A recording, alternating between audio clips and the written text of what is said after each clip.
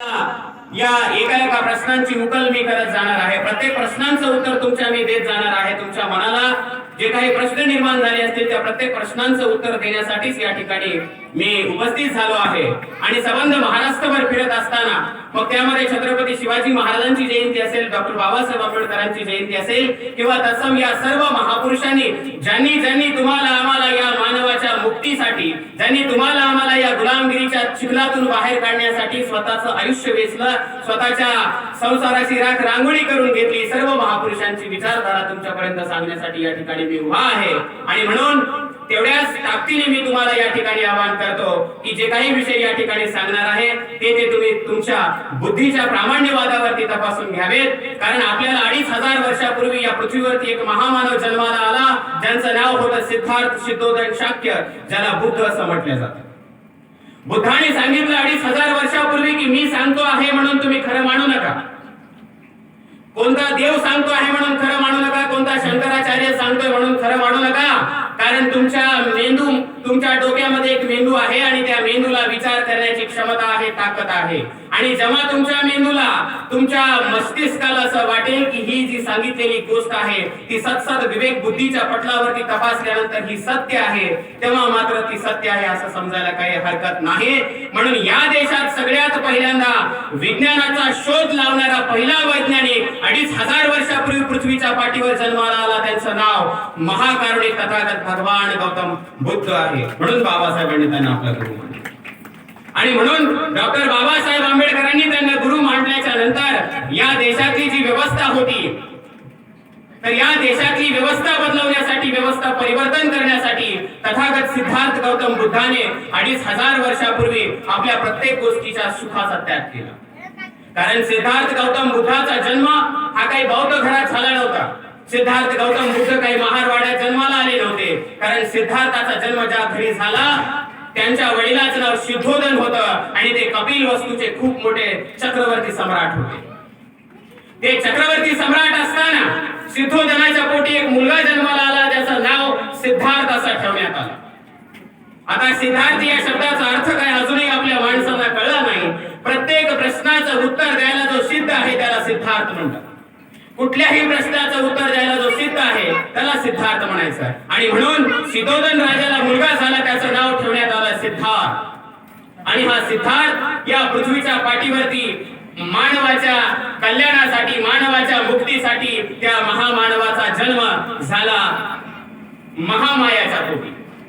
आणि महामायाच्या पोटी जन्माला आलेलं हे सिद्धार्थ नावाचं बाळ 7 दिवसाचं झालं. 8व्या दिवशी सिद्धार्थची आई महामाया तिचं महानिर्वाण झालं. महानिर्वाण झाल्याच्या नंतर ती जात असताना तिने आपली बहीण प्रजापिता गौतमी, तिचं नाव होतं, ती म्हणजे सिद्धार्थ गौतमाची मावशी. तिने सांगितलं की माझ्या गेल्याच्या नंतर सिद्धार्थाची पालन पोषण करण्याची जबाबदारी तुझी आहे. आणि म्हणून प्रजापिता गौतमीने सिद्धोधन राजाशी लग्न केलं आणि सिद्धार्थाचा सांभाळ केला. म्हणून तथागत सिद्धार्थांना गौतम हे नाव त्याच्या मावशीवरून देण्यात आलं, म्हणून त्यांना गौतम असं म्हणतात. आजपर्यंत आपण सगळं फक्त ऐकत आलो, त्याच्या पाठीमागचा इतिहास आपल्याला माहिती नव्हता, किंबहुना आपण जाणून घेण्याचा सुद्धा प्रयत्न केला नाही. आणि तो जाणून घेतला पाहिजे म्हणून ह्या सगळ्या गोष्टी मी प्रामुख्याने तुम्हाला सुरुवातीपासून सांगतो. सिद्धार्थचा गौतम झाला, मावशीच्या नावावरून त्यांना गौतम असं म्हणण्यात आलं. परंतु त्याच्यानंतर आणखी एक शब्द त्यांना देण्यात आला, त्याचं नाव आहे तथागत. तथागत या शब्दाचा अर्थ काय होतो? तथ अधिक आदर. म्हणजे काय? जो बोलतो तसा वागतो त्याला तथागत असं म्हणतात. आणि म्हणून जगद्गुरु संत तुकाराम महाराजांनी बुद्धाला आपलं गुरु मानलं आणि त्यांनी गाथा लिहिला. आणि गाथेमध्ये असा एक श्लोक लिहिला. काय लिहिला श्लोक? बोले तैसा चाले त्याचीच वंदावी पाऊले. तुकाराम महाराजांचा श्लोक आहे. तुकाराम महाराज असं लिहितात. काय लिहितात? बोले तैसा चाले त्याचीच वंदावी पाऊले.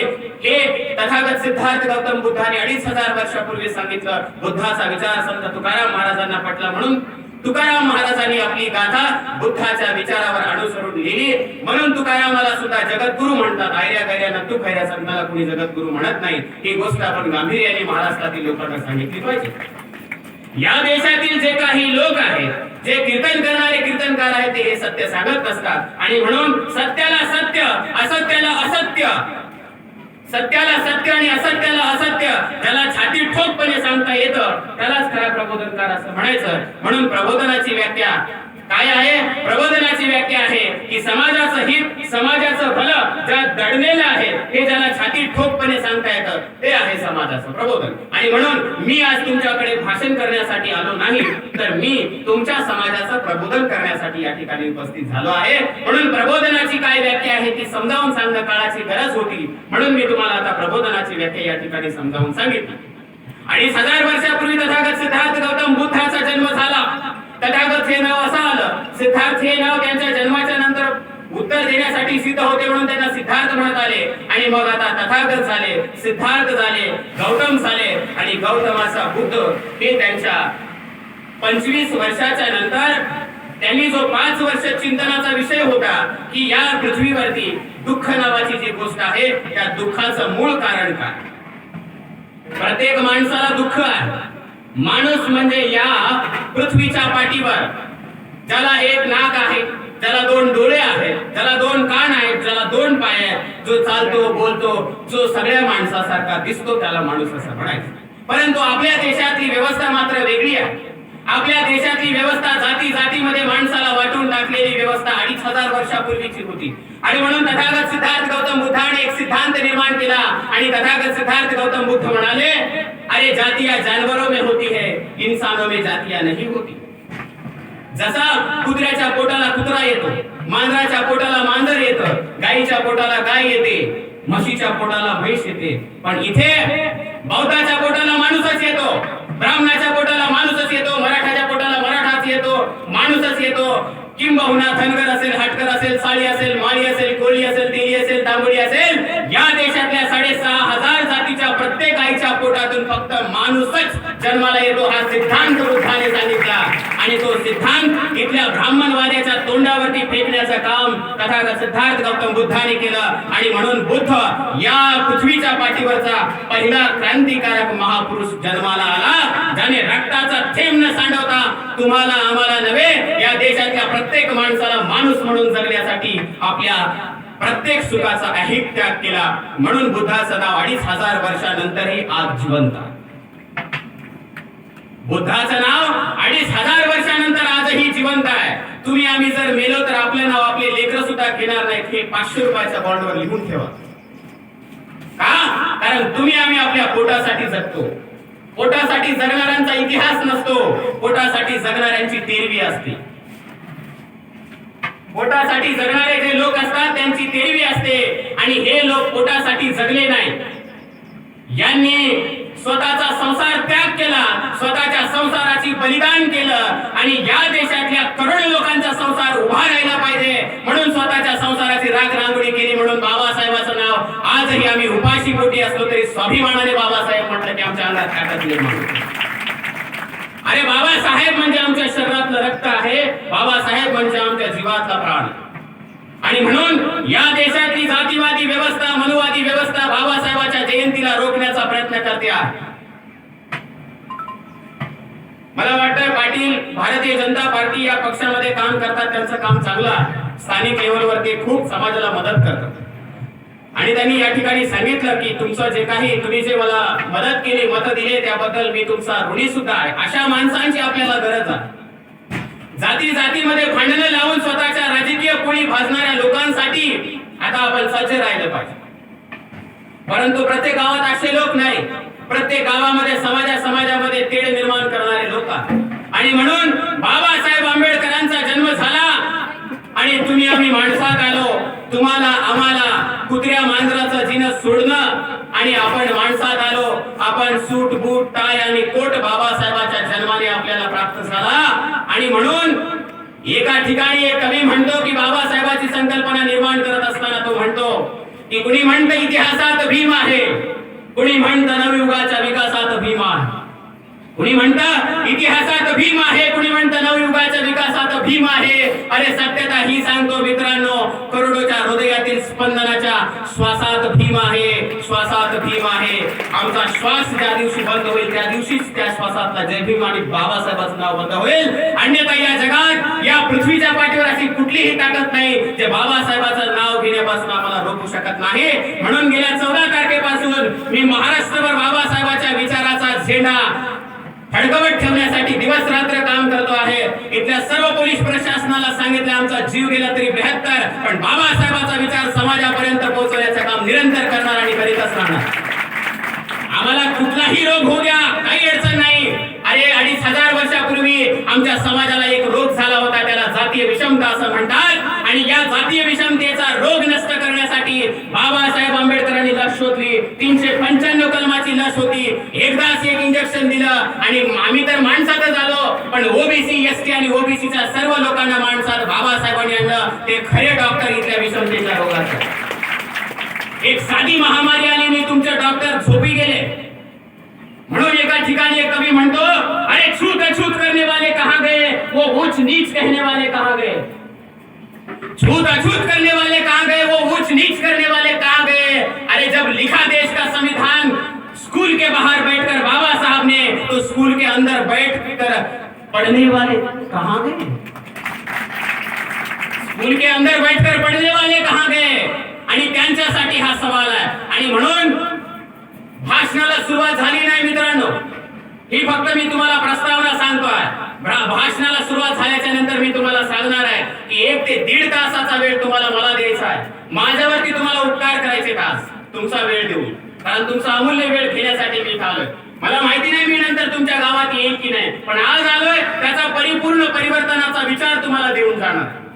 आणि तो तुम्ही शांत चित्ताने तुमच्या मुलाबाळापर्यंत पोहोचवला पाहिजे, एवढी जबाबदारी तुमच्यावरती मी ठेवतो. डॉक्टर बाबासाहेब आंबेडकरांचा विचार सांगणारे लोक आजपर्यंत आमच्या या स्टेजवरती आले. 70 वर्ष झालं बाबासाहेबांची जयंती करतो आम्ही सरपंच साहेब, परंतु बाबासाहेबांचा खरा विचार आज आमच्या लोकांपर्यंत पोहोचवण्याचं काम काही लोकांनी करू दिलं नाही, अन्यथा आमच्याही लोकांना ते समजलं नाही. कारण हमारे समाज का ऐसे ही होता है, पहले खोता है बाद में रोता. हमारे समाज का ऐसे ही होता है, पहले खोता है बाद में रोता है. यहाँ बंदर नाचता है और ऊपर बैठकर माल मदारी खाता. अरे आम्हाला बाबासाहेबांच्या नावानं, छत्रपती शिवाजी महाराजांच्या नावानं, अहिल्याबाई होळकरांच्या नावानं, गाडगे बाबाच्या नावानं, या सर्व महापुरुषांच्या नावानं तुम्ही आमची मतं मागता, मताची झोळी भरून घेता आणि ते झाल्याच्या नंतर मात्र आमच्या समाजाकडे तुम्हाला बघता येत नाही. मग अशा लोकांसाठी आजचा विषय आहे. आणि हा विषय सगळ्यात पहिल्यांदा तरुणांनी ऐकून घ्यायचा आहे की बाबासाहेब आंबेडकर हे कुणाचं नाव. बाबासाहेब आंबेडकर म्हणजे काय कार्यालयात लावलेला फोटो नाही. बाबासाहेब आंबेडकर म्हणजे काय कुण्या गल्लीचा राजा नाही. आणि बाबासाहेब आंबेडकर म्हणजे कुठल्या देवळातला देव नाही. तर बाबासाहेबांचं कार्य आणि कर्तृत्व हिमालयाच्या उंचीचं आणि पर्वता एवढं बुलंद आणि बलाढ्य होतं. म्हणून बाबासाहेबांच्या नावानं आजही आम्ही एवढा मोठा कौतुक आणि गौरवाचा दिवस या ठिकाणी साजरा करत असतो. बाबासाहेबांनी तुमच्या आमच्यासाठी काय केलं, अरे हा विषय सोडून द्या. तुमच्या आमच्यासाठी बाबासाहेबांनी केलं, या देशावरती बाबासाहेबांचे एवढे उपकार आहेत की हा देश सुद्धा बाबासाहेबांचे उपकार फेडू शकत नाही. एवढं मोठं महान कार्य बाबासाहेब आंबेडकरांचं आहे. आणि म्हणून त्या महामानवाच्या विचाराचे तुम्ही आम्ही वारसदार आहोत. त्या महामानवाचा विचार खरंच आपल्या डोक्यात पोहोचलाय का, हे आजच्या दिवशी आपण या ठिकाणी अभ्यास केला पाहिजे की बाबासाहेबांना खरंच आपण वाचलंय का. गेल्या 70 वर्षामध्ये बाबासाहेबांना फक्त डोक्यावर घेऊन आपण नाचलो म्हणून बाबासाहेब डोक्याच्या वर राहिले, पण डोक्याच्या वर राहिलेले बाबासाहेब समाजात परिवर्तन करू शकत नाहीत. ज्यांच्या डोक्यात बाबासाहेब आहेत त्याच डोक्यात परिवर्तन आहे, ही गोष्ट लक्षात ठेवा. म्हणून डोक्यात बाबासाहेब राहण्यासाठीचा आजचा कार्यक्रम आहे. आणि म्हणून बाबासाहेब आंबेडकरांचा विषय समजावून सांगत असताना मी तुम्हाला सांगितलं की 2500 वर्षापूर्वी या देशामध्ये एक व्यवस्था होती आणि ती व्यवस्था होती ब्राह्मण, वैश्य, क्षत्रिय आणि शूद्र. त्याला वर्ण व्यवस्था असं म्हटलं जातं. आणि वर्ण व्यवस्थेमध्ये आमची जागा सगळ्यात खाली होती. शूद्र म्हणजे कोण, जे गावाच्या बाहेर राहतात त्यांना शूद्र म्हणतात. तुम्ही आम्ही अतिशूद्र. शूद्रामध्ये मराठा समाज सुद्धा येतो, कारण 1674 ला छत्रपती शिवाजी महाराजांचा राज्याभिषेक होत होता आणि त्या राज्याभिषेकाला इथल्या ब्राह्मणांनी विरोध केला. त्यांनी सांगितलं की छत्रपती शिवाजी महाराज, तुम्ही जरी तलवारीच्या पातीवरती इथल्या 18 परड जातीला एकत्रित करून हे स्वराज्य उभा केलं असलं तरी आमची मनुस्मृती असं सांगते की तुम्हाला राजा होण्याचा अधिकार नाही. कारण मनुस्मृती असं म्हणते की शूद्राला राजा होता येत नाही आणि तुम्ही शूद्र आहात. इसवी सन 1674 ची घटना आहे, जशाच तशी नोंद केलेली घटना आहे. आणि म्हणून छत्रपती शिवाजी महाराजांचा राज्याभिषेक इथल्या लोकांनी शूद्र म्हणून नाकारला. अरे छत्रपती शिवाजी महाराजांसारख्या माणसाला इथली व्यवस्था जर शूद्र म्हणत असेल, अधिकार वंचित करत असेल, समतेपासून दूर ठेवत असेल, त्यांना राजा होण्यापासून रोखत असेल, तर विचार करा इथली व्यवस्था किती भयंकर होती. अरे ज्या पाण्याच्या पाणवट्यावर कुत्र्याला मांजराला पाणी पिण्याचा अधिकार होता, तिथे तुम्ही आम्ही पाणी पिऊ शकत नव्हतो. म्हणून आज बिस्लरीचं पाणी पिण्याचा अधिकार ज्या महामानवाने दिला रे, त्यांचं नाव डॉक्टर बाबासाहेब आंबेडकर आहे. म्हणून त्यांची जयंती आपण साजरी करत असतो. डॉक्टर बाबासाहेब आंबेडकरांचा विचार समजून घेत असताना मित्रांनो लक्षात ठेवा, या पृथ्वीच्या पाठीवर पाटील एक गोष्ट या ठिकाणी गौरवाने सांगू इच्छितो की गेल्या 70 वर्षाच्या काळामध्ये या भारत देशामध्ये बाबासाहेबांच्या पुतळ्याला सुद्धा लोक घाबरतात. एवढी ताकद पुतळ्यात आहे बाबासाहेबांची. पुतळ्याला घाबरतात, पुतळ्याला. या देशात पुतळ्याची विटंबना फक्त बाबासाहेबांच्या होते. तुमच्या गांधीच्या पुतळ्याला कुणी विचारत नाही, तुमच्या सावरकराला कुणी विचारत नाही, तुमच्या आगरकराला कुणी खात नाही, पण बाबासाहेबांच्या पुतळ्यावर मात्र पुतळ्याच्या जवळ जाण्याची कुणाची ताकद नाही. आणि एवढी मोठी ताकद आज बाबासाहेब गेल्याच्या नंतर पुतळ्यात आहे, तेव्हा बाबासाहेबांमध्ये किती ताकद असेल ही विचार करण्याची गोष्ट आहे. म्हणून बाबासाहेब म्हणतात, मला पुतळ्यात शोधू नका, मला झेंड्यात शोधू नका, मला विहारात शोधू नका. अरे अनुयायांनो, मला जर शोधायचं असेल, मला जर तुम्हाला वाचायचं असेल, मला जर तुम्हाला बोलायचं असेल, भेटायचं असेल, तर मी लिहिलेल्या पुस्तकात मला शोधा, मी तुम्हाला नक्कीच तिथे भेटेल. आणि म्हणून बाबासाहेब पुस्तकात आहे. कारण पुस्तक हे मस्तक घडवतं आणि घडलेलं मस्तक कुणासमोर नतमस्तक होत नसतं. म्हणून आपल्या मस्तकाला आपण नेहमी पुस्तकात घालायचं असतं आणि तेच मस्तक मग कुणासमोर नतमस्तक होत नसतं. 33 कोटी देवांची फलटणी तर जन्माला आली, पण ज्यांच्या मस्तकामध्ये पुस्तक आहे ते मात्र कुठल्या देवाच्या समोर आपल्या मस्तकाला झुकवत नसतात. तेच खरे अनुयायी असतात आणि ते निर्माण करायचं काम बाबासाहेब आंबेडकरांच्या साहित्याने, बाबासाहेब आंबेडकरांच्या विचारांनी आणि बाबासाहेब आंबेडकरांच्या जयंतीने 70 वर्षामध्ये केला आहे. आणि म्हणून हा जयंतीचा सोहळा, हा उत्सव या ठिकाणी तुम्ही मोठ्या आकांताने या ठिकाणी उभा केला आहे. म्हणून मी सर्वप्रथम या ठिकाणी जयंती मंडळाचे मनपूर्वक आभार व्यक्त करतो आणि त्यांना धन्यवाद देऊ इच्छितो की त्यांनी हा चांगला प्रबोधनाचा कार्यक्रम या ठिकाणी ठेवला आहे. आणि म्हणून मित्रांनो, 70 वर्षाचे नाचायचं होतं ते आता आपण सोडून देऊन आता वाचायला आपण सुरुवात केली पाहिजे.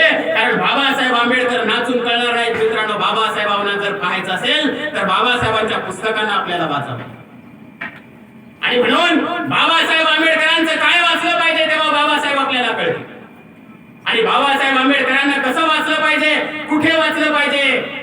कारण बाबासाहेब आंबेडकर एका ठिकाणी म्हणतात की मी बुद्ध साहित्य वाचत गेलो, पण मला बामणाचं कोणतं आणि बुद्धाचं कोणतं कळच नाही.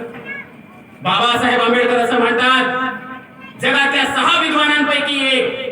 बाबासाहेब काय म्हणतात की मी बुद्ध साहित्य वाचत गेलो, पण मला बामणाचं कोणतं आणि बुद्धाचं कोणतं कळच ना. बाबासाहेब असं म्हणतात. आणि मग बाबासाहेबांनी तुम्हाला आम्हाला सांगितलं कसं ओळखायचं बामणाचं कोणतं आणि बुद्धाचं कोणतं. तर बाबासाहेबांनी सांगितलं की तर्काच्या आधारावर टिकेल ते बुद्धाचं. बाबासाहेब काय म्हणतात की तर्काच्या आधारावर टिकेल ते बुद्धाचं आणि तर्कावर टिकणार नाही ते बामणाचं आहे. एकच प्रश्न समाजाला सांगितला आणि जा म्हटले की तुम्हाला बुद्ध समजून घ्यायचा आहे, तर्क करा आणि बुद्धाला तुमच्या ओटीत घ्या. आणि बाबासाहेबांनी आपल्याला, तुम्हाला, आम्हाला बुद्ध आणि त्याचा धम्म आपल्या ओटीत टाकला. जगातला सर्वोत्तम, सर्वोच्च असा, अति उच्च असा धम्म तुम्हाला आम्हाला दिला. परंतु बाबासाहेबांचा विचार आपण फक्त विहाराच्या मध्ये बुद्धं नमामि, धम्मं नमामि आणि संगम नमामि याच्यामध्ये घालवला. तो विचार आपण आचरणात आणला नाही. म्हणून खऱ्या अर्थाने आपल्या समाजाची ही आज जी व्यवस्था आणि अवस्था आहे ती अशा प्रकारे झालेली आहे मित्रांनो. म्हणून लक्षात ठेवणं काळाची गरज आहे. म्हणून विचार करणं काळाची गरज आहे की आज आपल्यामध्ये असणारा हा जो परिवर्तनाचा नियम आहे तो का आपल्याकडे लागू होत नाही, त्याच्या पाठीमागे असलेली काय कारण आहेत, काय भूमिका आहे हे समजावून घेणं काळाची गरज आहे. आणि म्हणून 2500 वर्षापूर्वी बुद्धाने सांगितलं, काय सांगितलं की इथे लोक असं म्हणायचे की ब्राह्मणाचा जन्म ब्रह्माच्या मुखातून झाला आहे, क्षत्रियाचा जन्म ब्रह्माच्या बाहूतून झाला आहे आणि वैश्याचा जन्म ब्रह्माच्या कमरेतून झाला आहे आणि शूद्राचा जन्म ब्रह्माच्या पायातून झाला आहे. तथागत गौतम बुद्ध 2500 वर्षापूर्वी असं म्हणतात, अरे माझ्या घरी आई आहे, बहीण आहे, तुमच्या घरी आई असते, बहीण असते.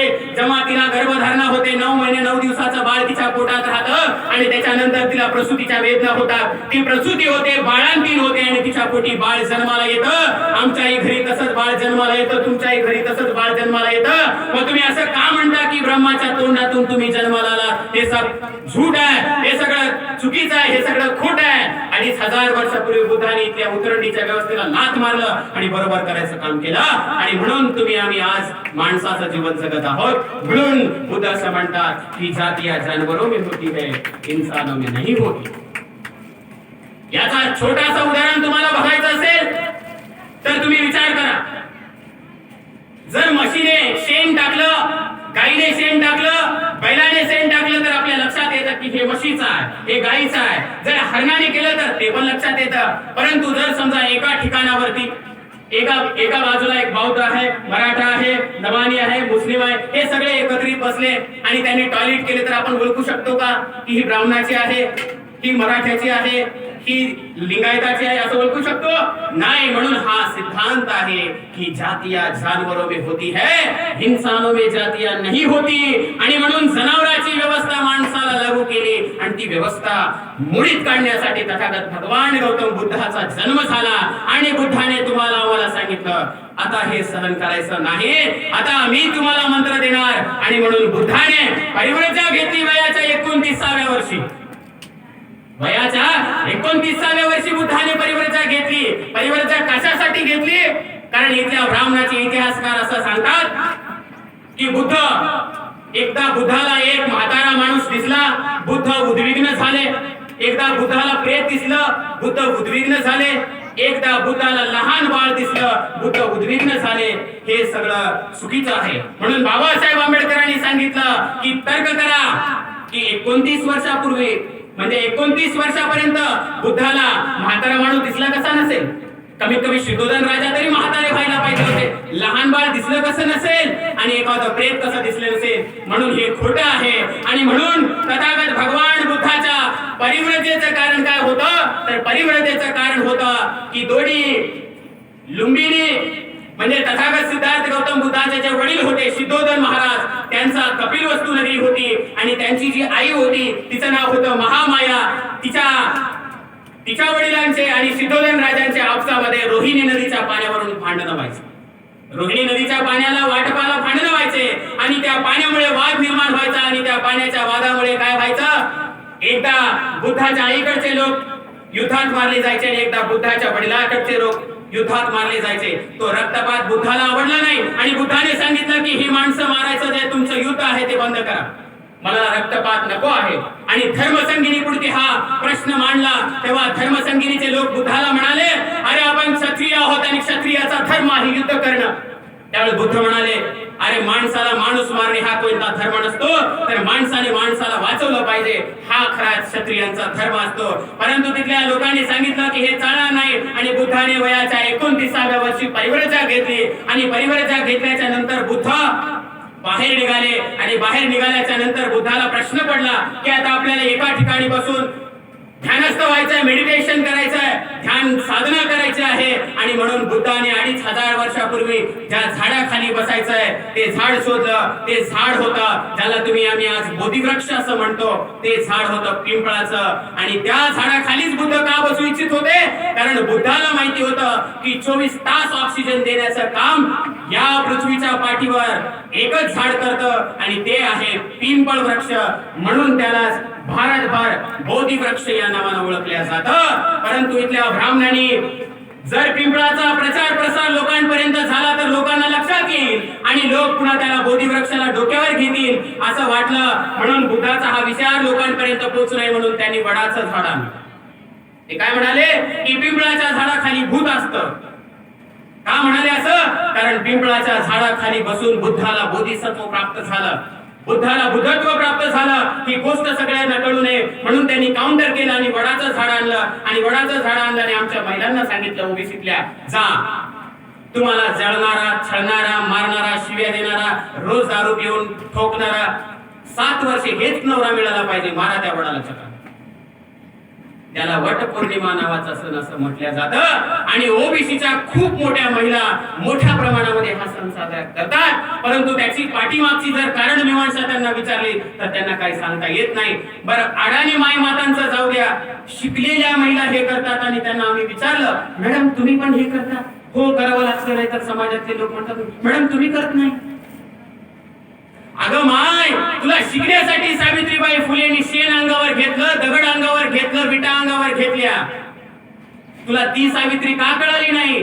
तू सत्यवानाची सावित्री शोधत बसलीस आणि वडाच्या झाडाला फेऱ्या मारत बसलीस. आता एकतरी असा पुरुष दाखवा. आता महिला म्हणतात की 7 वर्ष मला हाच नवरा मिळू दे, 7 जन्म. एखादा पुरुष असा बाबळीच्या झाडाला दोऱ्या घालताना बघितलं का? मला 7 वर्ष अशीच बायको मिळाली म्हणून. पाटील असं मिळालं? म्हणला भेटला एखादा? नाही भेटला. का? त्याला माहितीये हे सब झूट आहे. असं केल्यानं बायको चांगली मिळत नसते.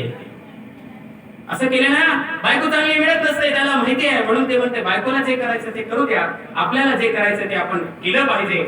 हा विनोदाचा तर भाग आहे, परंतु शिकल्या सवरलेल्या महिलांना गुलाम करायचं काम इथल्या व्यवस्थेने केलं. महिलांना गुलाम केलं. कसं गुलाम केलं? पायाच्या जोडव्यापासून ते कानातल्या डुला फुलापर्यंत महिलांना काय केलं? बंदिस्त करून ठेवलं, गुलाम. आपल्या बायकांना माहितीच नाही, आपल्या महिलांना माहिती नाही, आपल्या महिला माहिती नाही. ते म्हणतात हे सौंदर्याचं लक्षण आहे, आमच्या अंगावर अलंकार आहेत असं म्हणतात. ते अलंकार नाही, ती गुलामीची निशाणी आहे. महिला जर घरात असेल, तिच्या जोडव्याचा आवाज येत असेल तर बाहेर सासरा म्हणतो सून घरात आहे, तिच्या जोडव्याचा आवाज येतो आहे, ती गेली नाही. हे त्याला कळतं बाहेर. हे गुलामीचं लक्षण आहे. बांगड्या याच्यासाठी असतात, ती काम करताना त्या वाजल्या पाहिजे, ती घरात आहे याचा संकेत देतात ते. जर खरंच हे आभूषण असतील तर तुम्ही आम्ही कानात घालायला काय अडचण आहे का सरपंच? अडचण आहे का? मग आपण घालतो का? नाही घालाय. का? कारण ही गुलामीचे लक्षण आहे. आणि ती महिलांवरती गुलामी इथल्या व्यवस्थेने छोपली.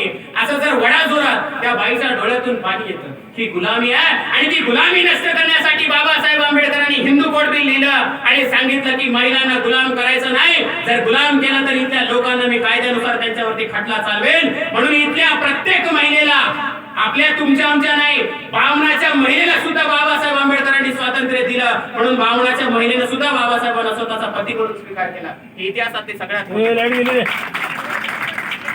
लाईट गेली, आटो पटकून.